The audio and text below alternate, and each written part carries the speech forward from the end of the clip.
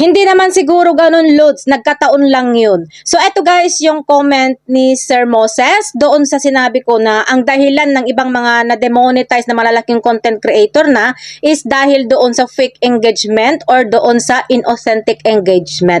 Hindi po yun nagkataon, guys. Bawal po talaga ang mag-offer ng pera kapalit ng engagement. Nasa rules po yan ni Meta, guys, dati pa. So, eto guys, yung nagpapatunay na ang sabi niya dito is offering people money to engage with your Facebook post or page is violation of Facebook monetization and promotional policies.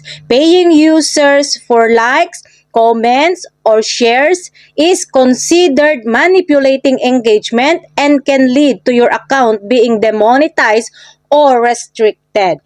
So, alam naman natin guys na marami ang gumagawa ng ganyan. Yung pinapashare nila yung video nila, plus 1K invite, plus i-share nyo, tapos i-mention nyo yung mga friend nyo at dapat naka-follow ka or dapat naka-subscribe ka kapalit ng pera, GCash, Star at kung ano-ano pa. So kung dati guys, hindi yan lahat na detect ng system, darating din yung time na makikita yan ng AI ni Meta. Kasi hindi po sabay-sabay guys yung pag-check nila sa mga account. By group po yan, by batch po yan. Kaya habang maaga pa, iwasan nyo na yung mga alam nyong bawal para maiwasan natin ang pagkakaroon ng demonetization o di kaya restriction or deletion.